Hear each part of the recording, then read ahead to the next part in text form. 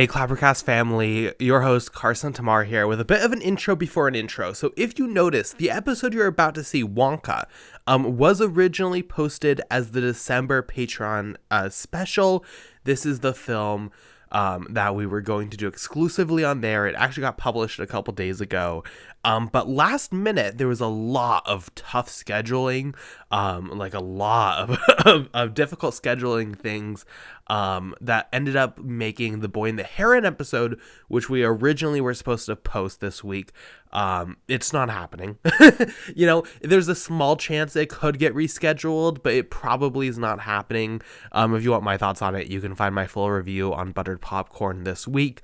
But what that means is we have an opening. We need a new episode for this week, and the only thing we have available is Wonka. So Wonka is being posted as our normal episode this week.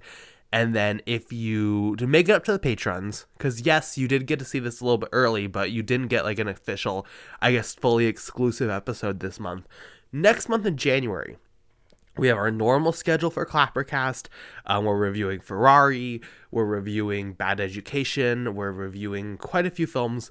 We also have our Patreon episode where me and the great, iconic Alina Falds, we're going to review The Iron Claw, and we're going to review a couple Elvis films. But we're also going to do a bonus Patreon bonus episode, I guess. A lot of bonus in that sentence. So you will get on Patreon another exclusive episode to make up for this one going out to the public. I don't think anyone really cares that deeply, but I just want to make sure everyone is getting what they agreed to. I don't know what that episode is going to be, but I promise it's going to be fun. So with that, enough of this intro before the intro. Let's get to our review of Wonka.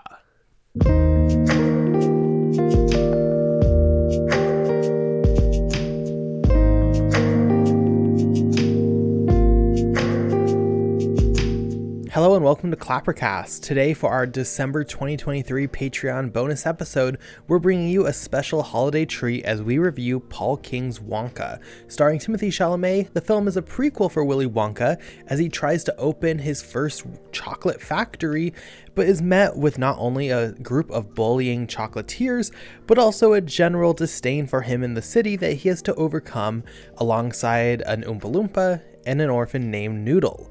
The film is currently playing in theaters, and we are joined today by Editor-in-Chief Jack Luke Sharp and Maxence Vincent as we discuss both the highs and lows of the experience. Sit back and enjoy our review of Wonka. And of course, if you're listening to this, thank you so much for supporting us on Patreon. Okay, and I feel like it's probably right that I start the episode today because throughout this year, if you've been listening to the podcast, whenever we're talking about films to come in 2023, I've been rather positive and supportive about Wonka coming out. I think back on the podcast in the ye old days, we even talked about the set photos here. I enjoy what Paul King has done with the Paddington series. I am somewhat of a Timothée Chalamet apologist, you could say, in some cases. So I walked into Wonka really ready to enjoy it. You know, a lot of these films like this, I can kind of give 4 stars on Letterboxd and move on with my life. I'm very open. I'm very open to receiving what they are delivering. And I must say with Wonka, I wanted to make sure my opinion on this film. So I went and saw this thing twice. Yesterday I saw it again. And I am only more confident in the fact that I think this film is quite poor. We'll get into it. I'm just going to keep my thoughts very light here. But taking a property that is built on this, especially the first film, not necessarily the newest one, but the first film that is built on this imagination, on this wonder, on genuine awe at what you are seeing. And it takes the most boring, basic route that is not fun. It isn't funny. And it does not have any of the wonder.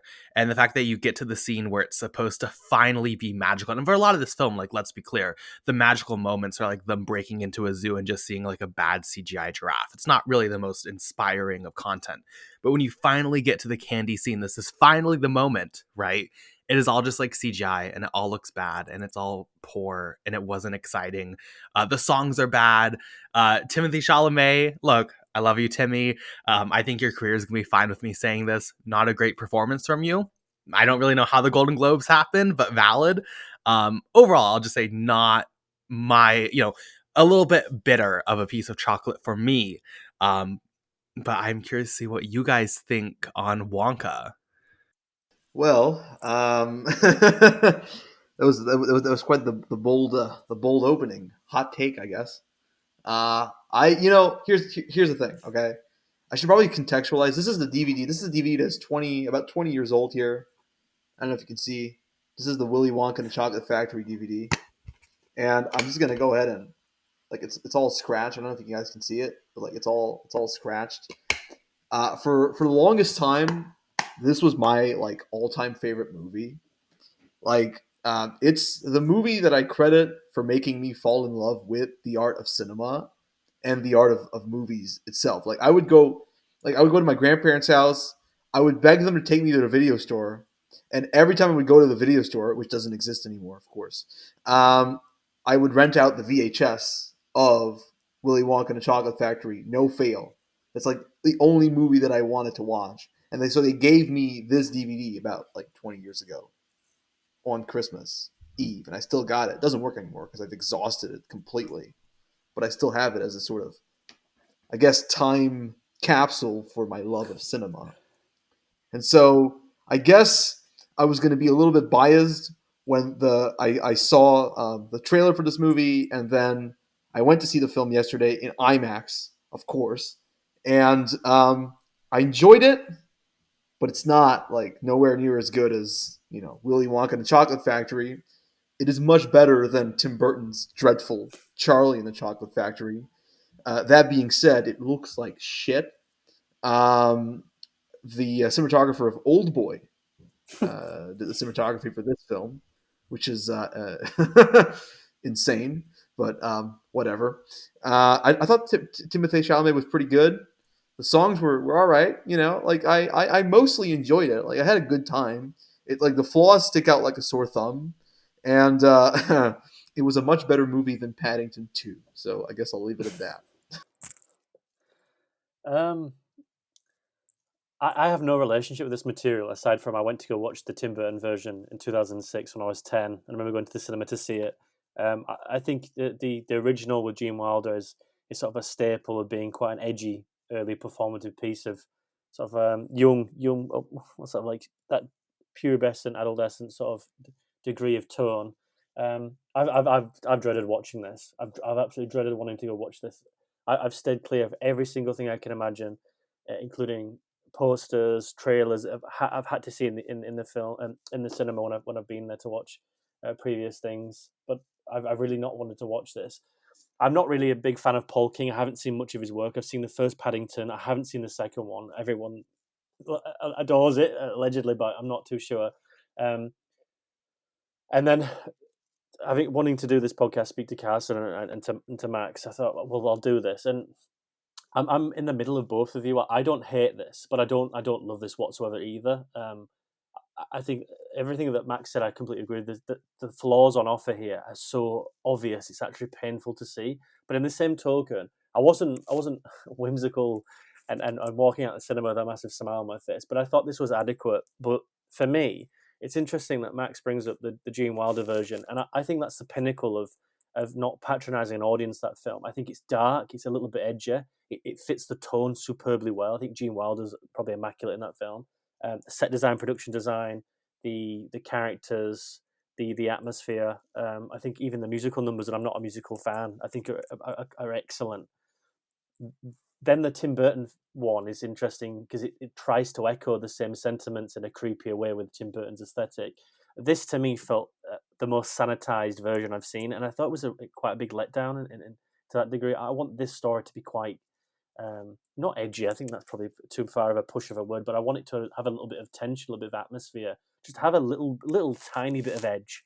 And this was so sanitized; it was unbelievable. And for me, watching it, it just screamed that Timothy Chalamet wanted to echo Johnny Depp. Like there's some sort of idolization there, but choosing projects, and I think trying to even to evoke a sense of style and something along those lines. I think there's definitely looking at him as a peer, no doubt. But here, it's such a strange choice, albeit an interesting one in terms of pushing filmography out there. I'm not going to be one to argue against it, but I sort of have to just agree with Max. Like, there's nothing here that came to me. I just watched it, and it was just something that just came over me. This to me is like a British Sunday Christmas type of film. The cinema wasn't very busy when I went to go see it, although it's done quite well. It's very paced very strangely. It has very strange tone issues. The running time was again way too long. The musical numbers did nothing for me, and the only sort of saving grace here is Hugh Grant, and that sort of echoed with a certain issue in its own right. So uh, it's I'm just sort of meh on it. It didn't do anything for me. So this would be interesting to get into this, but I could take or leave this. I mean, Roald Dahl's is a staple in literature anyway, and I think to just sanitize it so much into to do something like this, to me, is just such a wasted opportunity. This is pretty like kind coming from the person whose review's first sentence is Wonka's this year's Doolittle. Oh well, but yeah, I we'll guess get that's a on to that. We will kind. get on to that. Don't worry. I think the biggest thing that sticks out to me is just like narratively, if we're going to do a prequel to Wonka, right? What story are we going to have Wonka go on? What adventure? We obviously know there's Oompa Loompas. We know that there's these grand worlds that you could explore. I don't know if I ever was like, I really want to see Wonka like have to pay off his debt and be like bullied by other chocolatiers who don't like that he's really good at making chocolate. Like for me, it just feels like that's probably one of the more boring options you could choose as far as like what adventure are we going to see young Wonka go on? And then he meets like this orphan, and then it's all this like emotion, like I just want to give you a better life, and I made a promise, so I have to go to the North Pole. Like I don't know, it didn't do a lot. I found that to be very questionable. I think that's where like the biggest issues for me kind of started, was just like it was a boring film narratively, much less the songs and everything else was disappointing, I would say. I don't know if you guys agree with that. I don't know, were you hooked on seeing how he was going to pay his debts? Um, I was Again, more it worried goes back to about the. that feeling for me of like being extremely sanitized. We spoke about this last week when we did, was that just 2 weeks ago now when we did our last show, and we spoke off air about like I asked you if is it a prequel to the Tim Burton version, or is it the prequel to the original Charlie Chocolate Willy Wonka and the Charlie Chocolate Factory, and we sort of, you said it was a Gene Wilder one, and here I was sort of. I didn't not from what you said obviously, but the implication there to me was like it would have some sort of lineage to that film, and it doesn't. It's just a prequel setting a story of Willy Wonka himself, probably to the Roald Dahl book, which I think that's probably the best way to do that.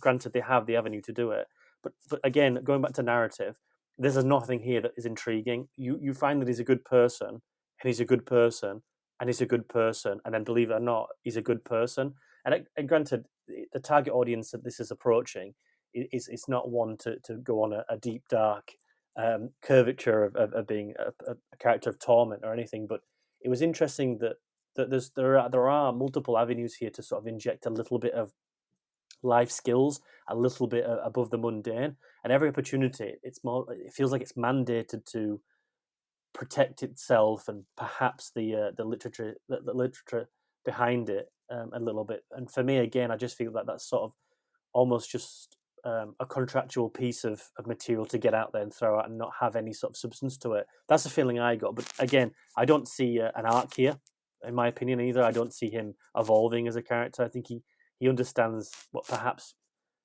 having some adult skills, and that's really it. But there's no interesting subtextual conversation here like Gene Wilder put forward. There's no quite evil backstory that Tim Burton attempted to try and do and lackluster towards the last 12 seconds of that film in his 2006 version. Um, yeah, I would agree. I think it's just again just sanitized to a point of just really boring sequences. And again, not to just to be very briefly here, I feel like that's also an issue of this film in the fact that because the story arc is so sanitized, it then has to double down on the production design, the set design, and the musical numbers. And granted, I think they're fine. I think they're engaging to a degree that I found them to be engaging. But other than that, they were so brash, unabashedly brash, that there's nothing else worthy of substance there. And that's the biggest thing for me, where I can feel as an attempt to try and overindulge on other aspects in order to cover up certain things that are underwhelming, which is certainly the story and the character arc, which is principally the main two things that people are there for sort of 2 hours. So again, I think it's just a kerfuddle, as the British would say. I think that's a word anyway.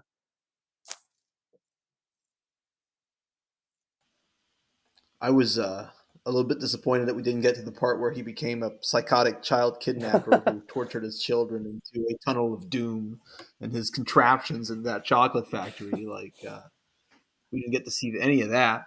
No, but to be more on a serious note, what's really great about the original movie is that as you age, it gets better because you pick up on a lot of things that are, extremely, I would say, a little bit deep for a child's film. Like the first like half hour of it is pretty much like a documentary where we get to see people in their everyday lives, kowtowing to like extreme consumerism. Like they want to get their golden tickets. Like there's a scene where a woman's husband gets kidnapped, and then the kidnappers call the police, and they tell them that if you don't give you your if she doesn't give us our box of Wonka bars, we'll kill your husband. And then she goes, how long will they give you to think it over?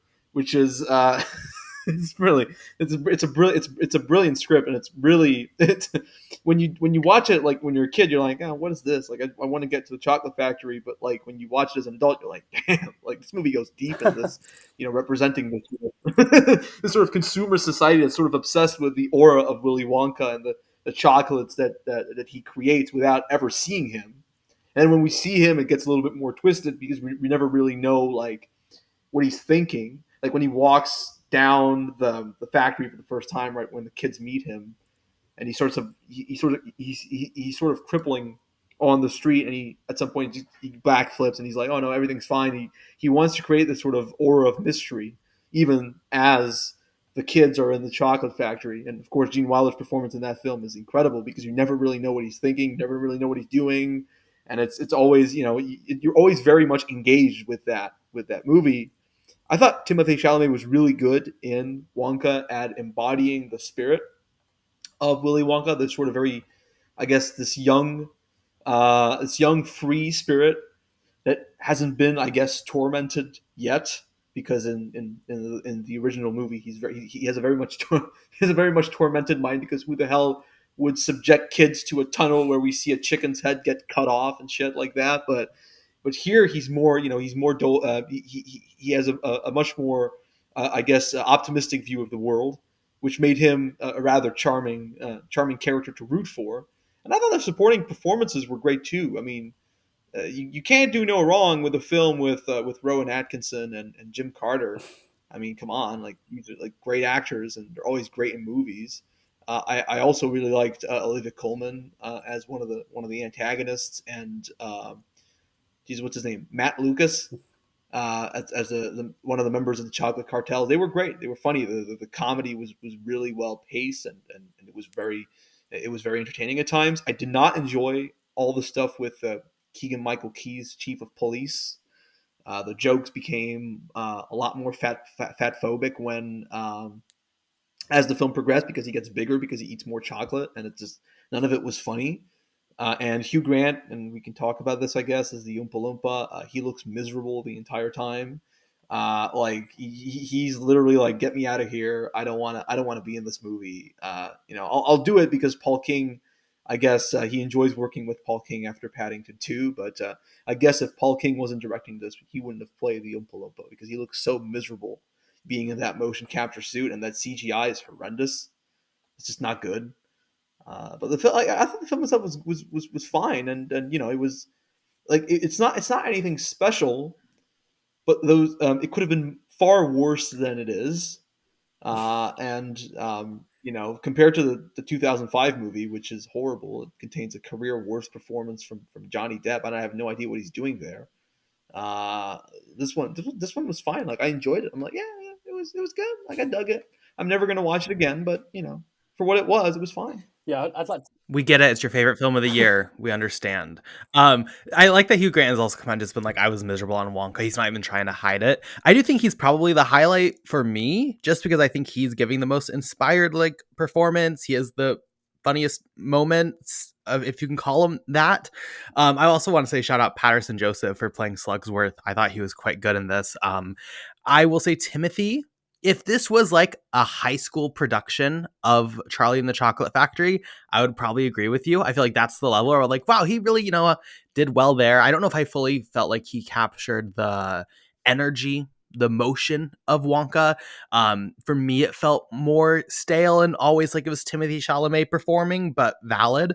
But I will say the cast, I agree, probably is the highlight here is the supporting players. I think they all do try their best to give their characters some amount of personality and charm. And as you mentioned, it is a very stacked cast.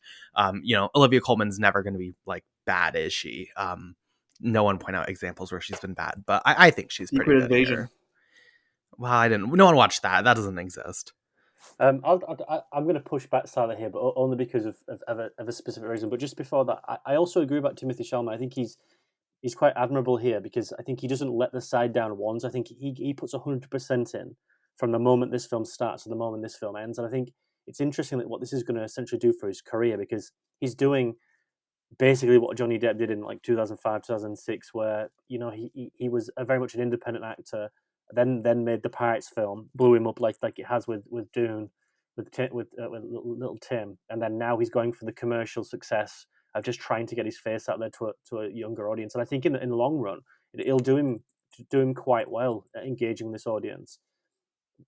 I just don't think that it's a particularly impacting performance, or it showcases anything he can really do. I think it's interesting that he sings in here, and if that's him really singing, or if it's dubbed over, then I mean it's engaging enough. But I just don't see anything at his age where this is quite engaging to make this choice aside from being commercial. The one thing I say about the support, and this might just because I see this every day as someone who's British, and I'm not joking here, every single supporting actor is in British television or is in British productions. Every single side actor, so every single person here is just, I've seen them everywhere. I've seen them in Horrible Histories, I've seen them in Little Britain, I've seen them with Paul King before. So aside really from Timothy Chalamet, everything I've sort of felt tonally. I felt that nothing is essentially new, and I've seen these faces everywhere. So for me, it wasn't a sort of a aspect of sort of engaging with it whatsoever, because to me I'm desensitized to it all. I will say though, like Max said, I think everyone here is just it's admirable. I think everyone puts a decent performance. I think Matt Lucas does what he does. I think Olivia Colman does what she does. I think the interesting about the Hugh Grant thing is, I think yes, he looks absolutely miserable, and that's a sort of, not to sound like grim here or sadistic, but I find that quite fun that you can tell that he hates doing what he's doing, and it sort of rubs off on that character. But again, Hugh Grant as an Oompa Loompa is quite fun in how it's observed anyway.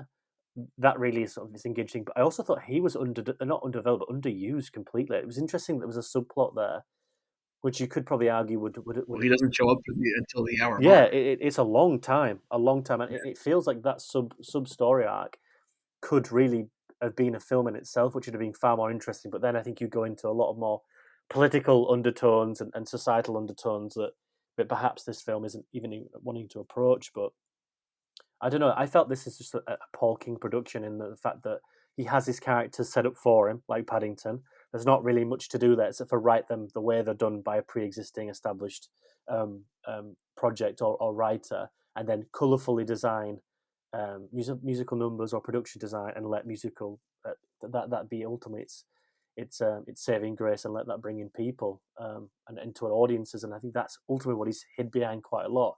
But I didn't know this until this recording, but he's actually done quite a lot in British comedy with The Mighty Boosh. He's done a little bit of Little Britain as well behind the camera. So it's interesting to see where he's started from and where he's ended up here as this principal, fun, Paddington inspired Wonka director with colour and imagination. And looking back from the Mighty Boosh era, there's a very interesting tonal displacement there. But again, I think he's good at what he does, but he very much hide behind a certain type of emphasis in cinema. I'd like to see him push it out there more. But just going back to Timothy Chalamet, like you said, I thought it was engaging. I thought it was fun. I don't know what the long run this will do in his career, but that's why I brought the Doolittle thing on Twitter, because for me, this feels like an actor like Robert Downey Jr. trying to make something like this character to be overly fun, overly energetic, and it actually pushes people away. Granted, I think there's one performance there that's horrific, and then there's Wonka, and I think out of the two of them, you can tell that a better production, a better director behind the helm, lack of production interference is clear. But it's interesting that both those careers are in a blockbuster type of mentality, and they've gone for this more charming route to get a commercial of a younger target audience, and this one's far better. But again, it just screams that this has been curated for someone to craft rather than it being like this. I don't know if it makes sense to anyone else, but it just feels like this has been crafted by different parts and put together to be better for one career than the other, and not have it on their own. Going back to the Gene Wilder thing, I don't think Gene Wilder, when reading that screenplay, was like, "What will this do for my career?" It was reading that screenplay like, "What can I do for this character?"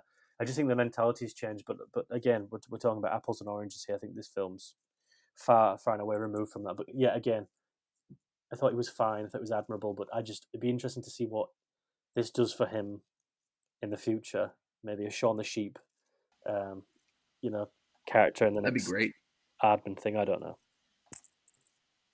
I think it shows his range too, because he's been relegated to a lot of dramatic roles, Dark stuff, yeah. or he plays the sad boy in comedies. Like the French Dispatch doesn't really have a lot of emotion there, but here it's like, yeah, I can actually do comedy and I can do it well, and perhaps with a better screenplay and with I guess a better filmic environment, he'd be a really great comedy star because Don't Look Up was pretty terrible, but hopefully that makes him pave the way for better comedic roles, because if not, he's Paul Atreides and he's been in Little Women, Call Me by Your Name, and these weren't really comedic performances; they were very much dramatic roles. But here we can really see his range. I feel for the first time in his career, I guess, in his short but very storied career so far. Yeah, I wouldn't disagree with that. I think that's a good point. I think he tried to attempt to do something to that degree with the Adam McKay thing, the Don't Look Up, and I think that just comes across quite one note and limited. And I think here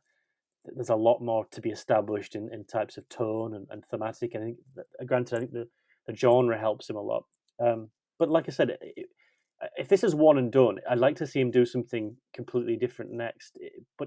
I get the impression, like Carson does, that this is an NYU student who is wanting to do performance art, and it screams that to certain points. But his career trajectory, that was a mouthful, has been quite interesting because he's not necessarily the actor who has risen from the independent market like the likes of Jennifer Lawrence has, which has spoken on this podcast a few times. He was in Interstellar like 2014, and then did a few bits pieces here. Like he's been in big production, so it's interesting to look at his trajectory in that sort of sense of how he picks projects and hasn't risen to it. I mean, he's worked on a few things I think he probably would have regretted now, naming no names, of course, but it's interesting where this will go forward. If this will be more sort of a subgenre that he will explore more, very much like again Johnny Depp did with the Alice in Wonderland things and Dark Shadows. I know that these are Tim Burton vehicles, but they're very much more in the vein of wanting to do intended target audience for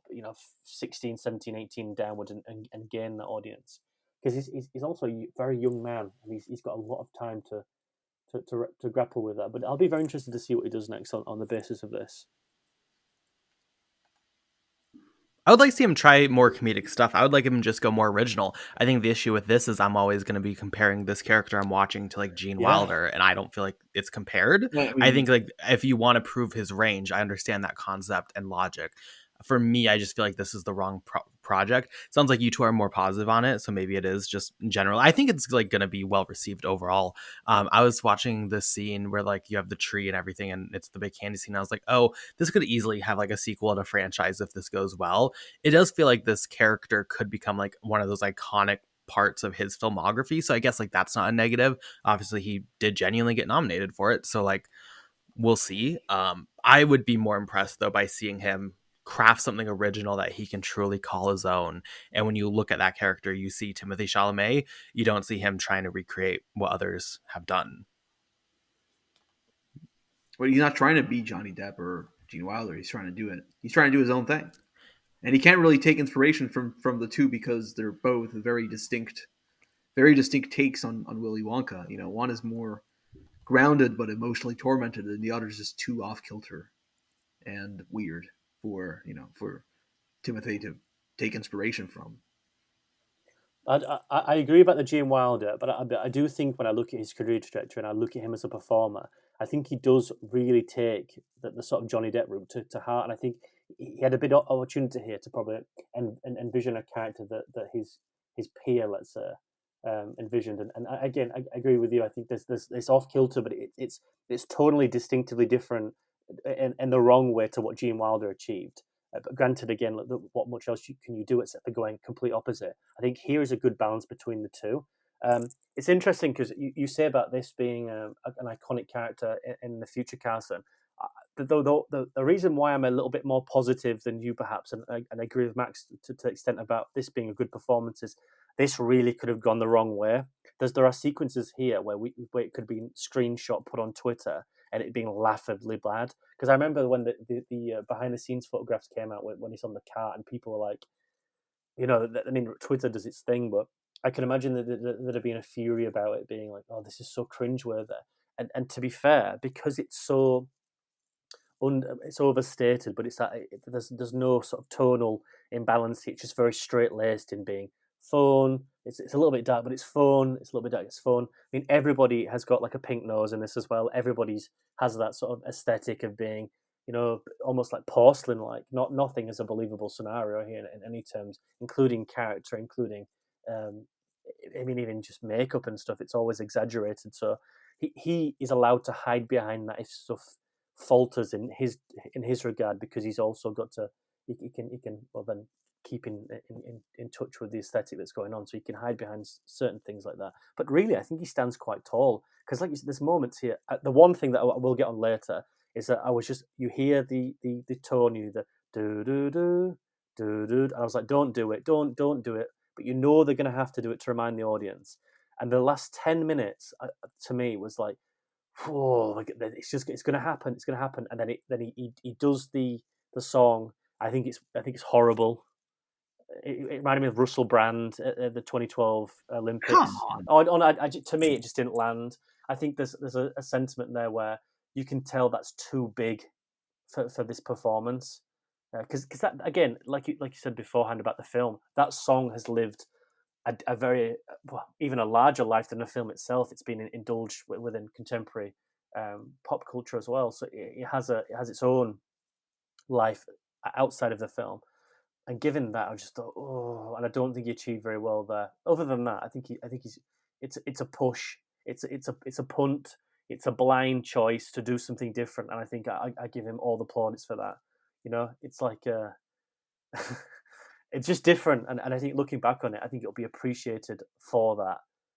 But I think he'll do more stuff like this. I think he'll really, because he's like one of those film bros, isn't he? He's at the table with Kid Cudi and Pete Davidson. Like, do you see what I did? I did Wonka, and everyone's laughing around the table. And like, well, no, that could destroy your career as well. Let's be very careful. But again, this one worked. I'd be just very surprised if he did another one like this. Maybe he'll do Wonka too. Reloaded. I don't know. I think it's doing good numbers. This, isn't it, as well? There's a franchise here. Um, but again, I mean, I wouldn't be mad if they would make more Wonka movies because um, I like the character, I like the world, and it has potential for more. Why not? yeah, like we said this the day about Barbie when we were all last on here. I don't see the longevity there, but if stuff makes numbers and you can make interesting screenplay, then do it.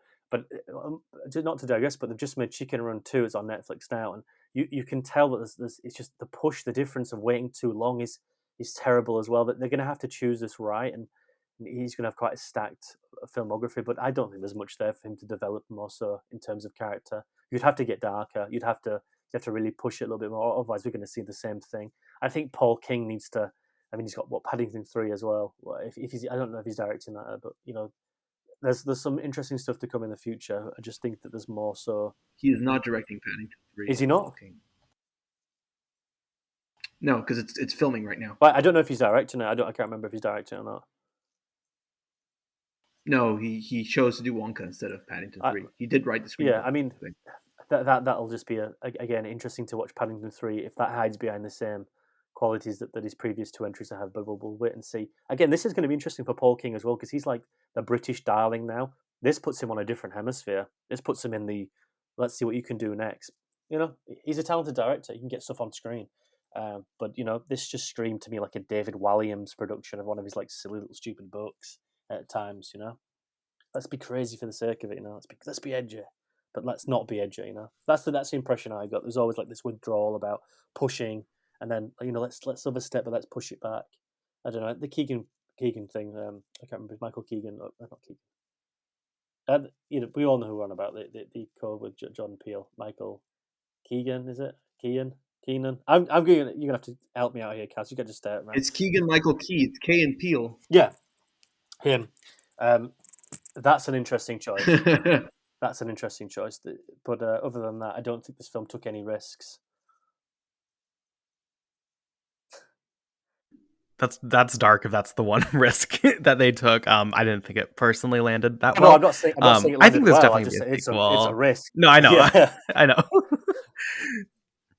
I totally see a sequel. Like Oompa Loompa Land is going to be on fire. I can totally see Wonka on a boat going to a tropical island, saving them, and then they all come back to the factory. That's how you make it not problematic. Is because like it's like Jurassic World 2.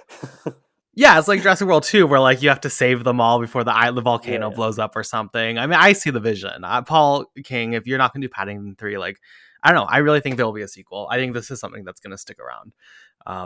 But we will see. What were your thoughts on the set pieces within the film? I'm curious because it sounds, I mean, I'm curious because now I know you both like stand this film apparently. Because I thought they were bad. Valid. Because like, here's the thing. So I rewatched the other two and it's like the same issue I had with Tim Burton's version versus the original. It's like the original, I find the awe and the fact that you go into the room and like it's all actual candy. I think that scene, that gimmick really struggles for me personally in visual effects. I think it just looks so fake and bad. I think the one thing I like about the store is that they do address like you pay for it. I liked that, but I didn't find the set pieces throughout the film to be really that memorable or exciting, even in context like what was achieved in Paddington and Paddington 2. I thought this was quite poor. I don't know if you guys disagree. Yeah, I thought the look of many set pieces were not good. It didn't look like a visually striking movie. And you know, because when you enter the chocolate factory in the original movie, it like when like the camera is positioned through the point of view of the children and of Willy Wonka, you don't really see it. When the door opens, you don't see the chocolate factory, and then it cuts to what they're seeing, and it's like, oh damn, like they actually built this place for real. Like every, you know, it's probably like the cups that you can eat were not candy; they were wax, as Gene Wilder said in interviews.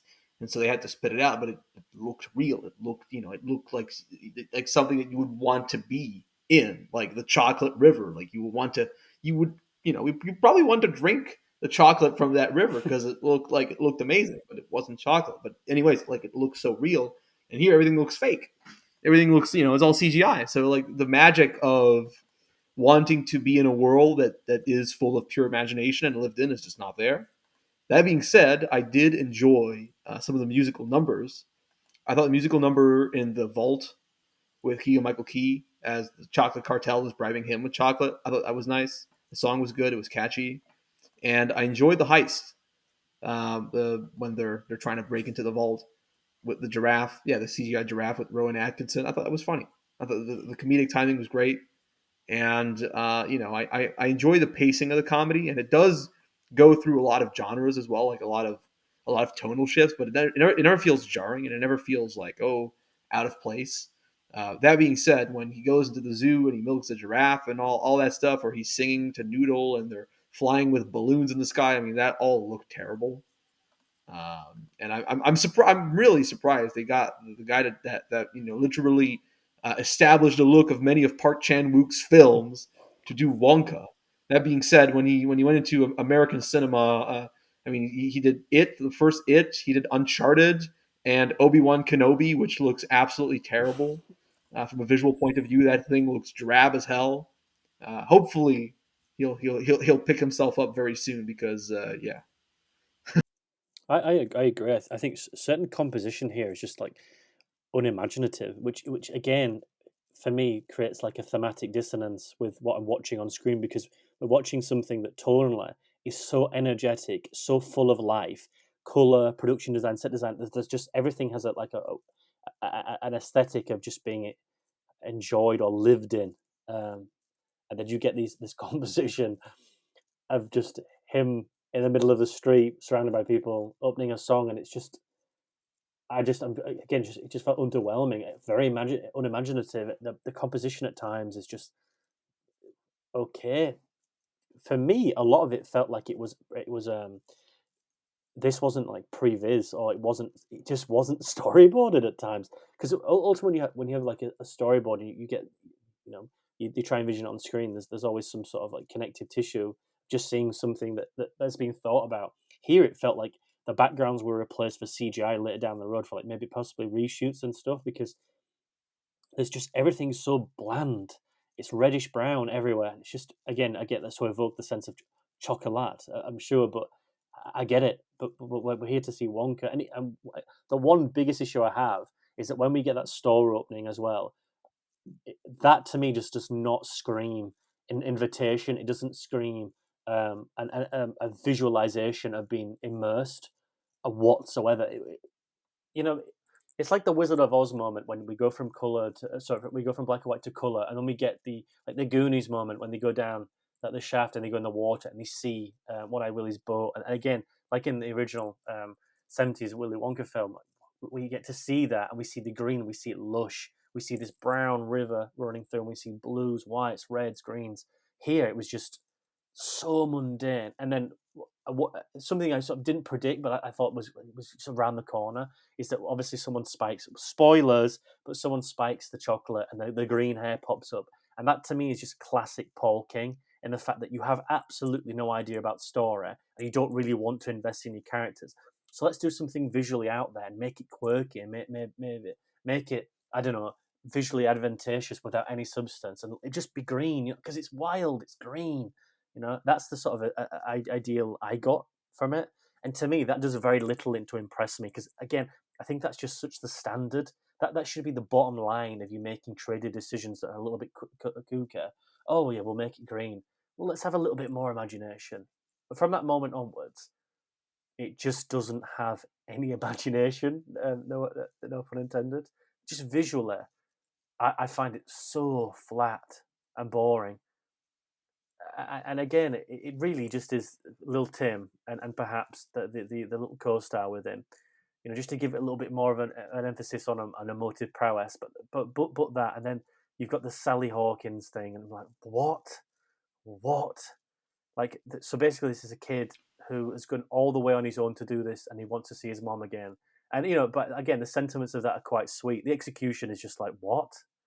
Like, this guy's gone to an island, pinched local cocoa beans that are not his, and he's the same guy was meant to care about who's missing his mom. And I'm like, there's a tonal issue there. That much because of my age. I mean, kids, again, the intended audience here are going to just live that shit up. As soon as that woman's hair goes green, they're screaming in the aisles, they're loving it. And again, if that's the sentiments this film's trying to achieve, then I'll give it I'll give it its flowers. It's done what it's done. But like Max said, we're going from two, love it or hate it, but we're going from two previous incarnations that have got a very distinctive aesthetic.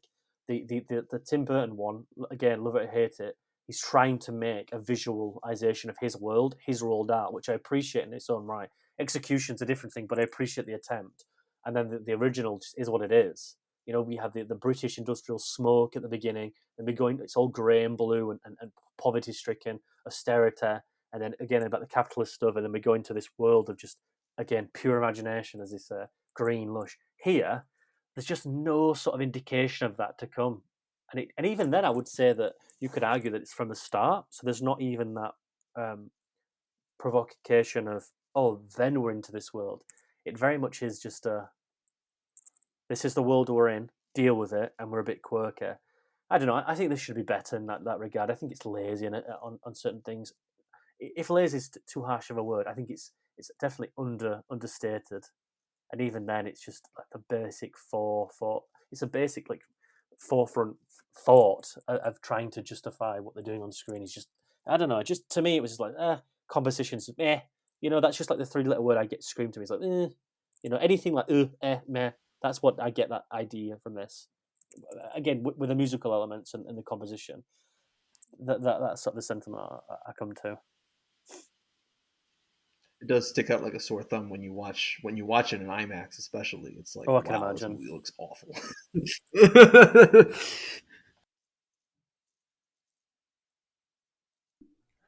I don't know if anyone has anything left to say. I think we can kind of start to transition to final thoughts on Wonka. Um, I can go. I will just say, like, again, not a big fan. Happy that this is doing something for people. I did not expect to be the most negative one here, but you know what? That's the move we move. So, um, rip Wonka. I don't want to really talk or think about you anymore. What are your guys' final thoughts? It's a solid 7 out of 10. Like honestly, I've watched worse family movies this year than Wonka. It's a rather inoffensive and harmless affair. It may not be the best looking movie of the year for sure, but it's far better than, um, dare I say, Elemental and Wish. Okay, I haven't seen either of those. one of those I agree with. Um, You should see Wish. If you like how they did the ending reference of the song in Wonka, I think you'll really appreciate the end credits of is Wish. there some I think sarcasm you'll there? love it. Is there some sarcasm there? I can No, feel it. none at all. I agree with. I can't believe how harsh you're on this. I think we mean to talk afterwards, or maybe get into this a little bit more because I'm genuinely shocked you hate this as much as you do. The one thing I wanted to say, not briefly, but this will be my final thoughts, is that I was quite worried, and I don't mind saying this. I went to go watch Shaun the Sheep Farmageddon right at 9:30 in the morning when it came out, and it's full of children. And I've never felt more uncomfortable being there with a backpack, watching it, trying to watch 4 films at the cinema, and that being my first one. I was slightly worried that I was going to have the same experience here. This was a 9:30 showing, just normal cinema screen, and it was dead aside from mid teen couples and then maybe like 20-year-old couples, and you could tell that mainly the people were there with the young girls and the women to watch Timothy Chalamet. I'm not trying to stereotype here, but I can presume that's why they were there because they were talking about him constantly. And then you could just look over and see the boyfriend just like, you can tell there's a despair. So I don't know how well this will do. Um, I don't know who this is even targeted towards. If that was my audience at 9:30 on a Saturday, that frightens me. I don't know which kids are going to watch this. Maybe they're going to watch it at the IMAX. Maybe they're just that deep into Wonka. I don't know.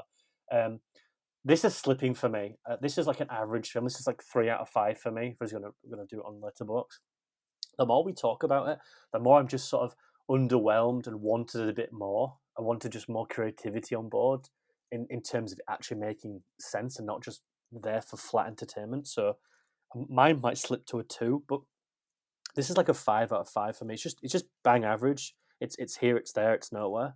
But I would find it hard pressed to disagree with Max about you look at this with its contemporaries about these types of films and this genre, like you've got like your weird Ice Age movie and stuff, and then that type of creativity. This is definitely something to be a cinematic experience. I think kids will find something here. I don't think it'll be the talk of the playground. I'm sure, um, but it was just fine. I would be hard pressed to imagine that being IMAX, and I think they were showing it in Manchester. But I'd rather go watch Godzilla minus one or the Big G, as Max refers to him, which I quite like. But yeah, this is just slipping for me. I'd say probably low 3, maybe just a 2. But this will not live long in the memory for me. Should I say I enjoyed it? I enjoyed Wonka more than Godzilla minus Oh one. I think I did. God. Thank God this is going on the Patreon, not on the normal feed. I love the contrarian, but I know for a fact that he's honest about it, and I like that. I do like that. It's not just a contrarian sake, but I love Of editing that course. review and like just like the amount of names like Gojira, Godzilla, and it was like the Big G, Big G. I was like, I love that. Like the big W in this review. I don't know who's taken this for Clap. I think it's Chris. Good luck to him. I couldn't do this. Could not review this film. Like it'd be 2,000 words. It'd be a salt burn to me. I don't get anything out of it. But I'm just shocked, Carson, that you are so anti Wonka. I don't get it, but here we are. I don't get most of my Against opinions, Wonka. to What be do you got fair, against Willy so Wonka? Is it because he kidnapped all those kids in that chocolate factory? I'm just jealous that it wasn't me, honestly. Put me in, coach. Do Yeah, I don't know.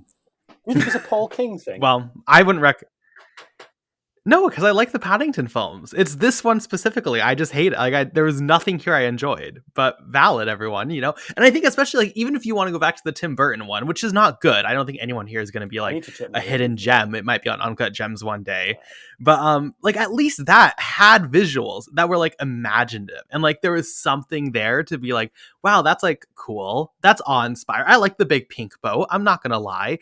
This just had like nothing. I'm sorry, it's like a fucking bad giraffe, CGI giraffe. Like, who cares? The Greatest Showman was more imaginative, I thought, and it's The Greatest Showman. Like, I don't know, there was nothing. Not that that film was good. I'm not trying to be like, That's yeah, a great. That's a go, great. Hugh That's a Jackman. great point. That though, I'm not. I don't want to go into that because we'll be here for 2 hours. That's a really good example though of the difference of these two in that energy spark can make up a lot for narrative Right. flaws, and this has like yeah, I believe yeah. That's a good. That's a really good. Good I point. also just don't get how you all are like Timothy Chalamet was good. I thought he was shit, but you know what? Valid, right? Everyone has differences of opinions. I gave Cats 4 stars, so I can't speak Oh on it. yeah. So live your lives, and I'll live mine, and we'll all respect each other's opinions and talk shit behind our backs. So with that, if you want to go see Wonka, you can see it in theaters right now. Make sure to get that IMAX ticket while you're there. With that, we don't have any question of the week because this is on Patreon, but let's talk about some rapid reviews, things we've seen recently that we want to talk about that we didn't talk about already today.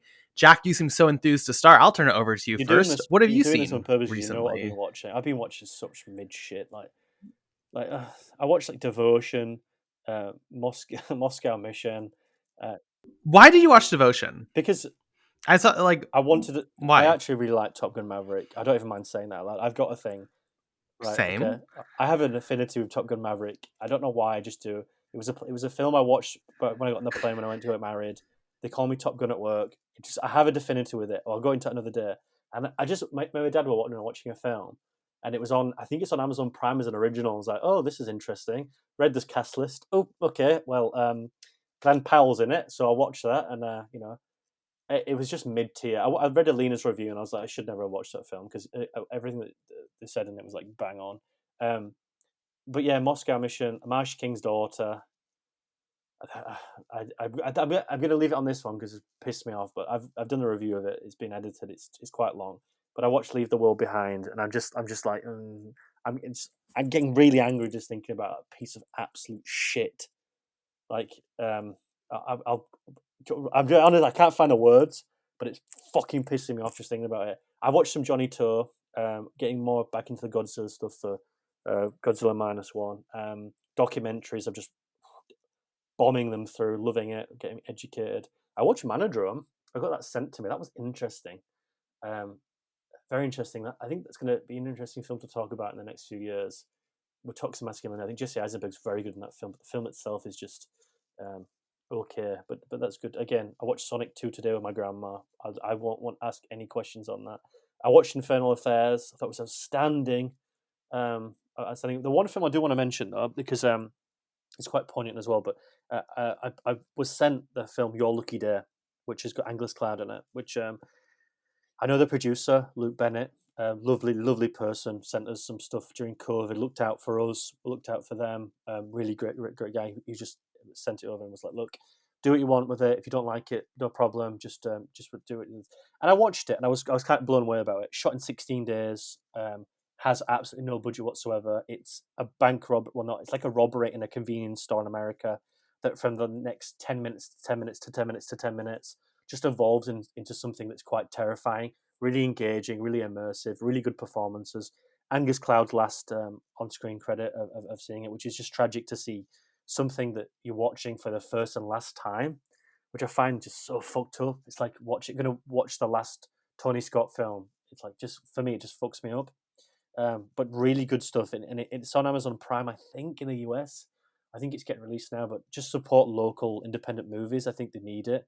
But Luke's had a really tough time getting this film made as a producer, and also with SAG and after as well. That's been tough for everybody. And I mean, Angus died, I think, like 3-4 days before the trailer was even released, which is fucking tragic. But It's a really good stuff, a really good indication of what would have been, and not just what could have been, but what would have been. So anyone out there, just go watch it and support local cinema. It's a really good little thriller. It's only 89 minutes as well. And, I think it's like 40 minutes, maybe an hour less than Sam Esmail's attempt at doing something on Netflix. So go watch it. Love it. Max, what have you seen recently? Well, it's award season, so I watched a lot of the big contenders, including Fallen Leaves, which was fantastic. Highly recommend. American Fiction, another movie that I found to be a very funny and very timely satire on our current era and our current culture. I thought it was brilliant. The Iron Claw, which has Zac Efron's career best performance as Kevin Von Erich. I'm not holding out hope because I don't think it'll happen, but perhaps he will get nominated for an Oscar, which would be incredible. It'd be much better than an Oscar nomination for Bradley Cooper and Maestro because that film is a fucking heaving pile of dog shit. I hate this movie so much. I'm not even going to talk about it. Oh my goodness, this film was terrible. I remember watching it going, wow, this is it? This is it? Anyways, that was terrible. Naiad was also absolutely horrendous. But, if you want the biggest laughs out of any movie that you'll watch this year for like unintentional hilarity, it will not disappoint. Smoke a joint and watch Naiad. It will change your life forever. Also watched a couple of documentaries. Still a Michael J. Fox movie, which I enjoyed. Not as much as other people did, but I enjoyed still. 20 Days in Mariupol, which is Oh not a wow! movie that I will ever watch again, but it is a powerful, powerful, powerful piece of work and journalism as well. And I also watched a reality with Sydney Oh Sweeney, which was wow! good. And yeah, it was pretty good. I enjoyed I it. did, Like yeah. it, I thought it was it's a good little thing for her to do as well. yeah, it wasn't very long too, and it was very effective. Mm. And finally, All Dirt Roads Taste of Salt by Raven Jackson. That I don't know why A24 buried this film, like completely buried the film, but it is fantastic, absolutely fantastic. So there you go. That's a great list. Puts me to shame. I like with all these great releases, we found time on ClapperCast to do Wonka, and just Yeah. none of those. But we're covering the real cinema here. It's also award season for me, so I've been watching some weird stuff. I finally got around to seeing Steve McQueen's 4.5 hour documentary "Occupied City" that Wow. juxtaposes modern Amsterdam footage during COVID and the lockdown, and specifically like protests of the lockdown, with the information of what happened there in World War II and Nazis and atrocities that happened. The biggest issue for this film is its unwillingness to take a clear thesis. Any film that you can take the thesis away and you can take the message away being like, yeah, COVID lockdown is kind of like Nazi rule, is probably not a good film when it comes to building thesis. I hope that's not what the intention here was, but I was pretty mixed on that, though there's a lot of interesting historical information in that. I watched The Stroll Oh, randomly. It was on my watch list, and I was just like, I want to get through this. I will tell you, I was blown away by it's this. on my It talks list. about the It's on my trans list. history of sex workers in New York's meat packing district. And as a queer person, as a queer educator who has specifically really struggled with finding trans history to teach of this era in the classroom, I think projects like this are just like the most important films for me being made. It is stunning. It mixes this professional, really informative style with a ton of personality, tons of raw emotions, very complex look, not just at like what you would expect here, but they cover so much. They cover the rise of the internet, they cover 9/11, they cover gentrification, they cover so much in this film. It's one of my favorite films of the year. I think it's like truly a work of like masterful art. And speaking of masterpieces, the last one I'll talk about is I also got to see The Iron Claw. I was impressed with The Nest back in, I want to say, 2020. I think this is his like magnum opus here. What a beautiful American family tragedy that explores generational just like desire to rise above your current status, and you just get sucked into this tar pit. This family does. Incredibly sad but incredibly well made. Definitely one of my favorite films of the year. It's sad that this one like is coming out so late that it hasn't really got a ton of buzz. I'm happy as more people see it. It's starting to get some steam. I know my local film critics society, we got Zac Efron in for Best Actor. But really, this should be contending, I think, in Best Picture and basically across the board. Really, really excellent. I think it comes out Christmas Day. I know Alina Falls will be there opening day, but I hope everyone else who watches this seeks it out because it really is worthwhile. So some good stuff for awards season. Can I just say really with that, quickly, that is going to close. Yeah, I go just for want to it. make mention of this. Like, you two are eating so good, right? And I've got this stroll on my list. I know I say this on Slack all the time, but genuinely, I have got nothing like that coming up on my schedule. I shit you not, there's no Iron Claw. Ferrari comes out 29th of December. I have nothing else. And for some reason, my cinema is showing Titanic the musical. Now, if you could make that make sense to me, that's amazing. And I don't know why, and it's showing up until March, and then we're getting the Meg Ryan What Happens Later. So I just want to know, like, eat good, but there's some others fucking starving out there for stuff like this, and that's me. I'm seeing Ferrari on Monday. I mean, you Very don't have to excited. rub it in. But I've had every single person we've done this podcast now has had to push it in. Like, I'm desperate. I'm desperate. I've got to wait 10 days, and it'll be more. No, they'll shut the cinema down. But Titanic the musical, that's coming up next week. Anyway, Carson, so no, it's not. Hey, that could be a hidden masterpiece. You think? Support, smaller cinema. I don't know. I haven't seen it, but maybe it will be good. Yeah. Well, rip, Jack, sorry, that's your life. That's going to do it for today's episode. Where can we find you all on social media? Max? Yeah, you can find me on social media at Max from Quebec, pretty much everywhere. Be on the lookout for my interview with the Golden Globe nominee, Alma Poisty, on Fallen Leaves. Great movie. Check it out. And hopefully she'll get nominated for an Oscar because she deserves it. There you go. And if people really like seeing you talk about film, you do that regularly on the internet on a certain YouTube channel. Oh, yeah, that's right.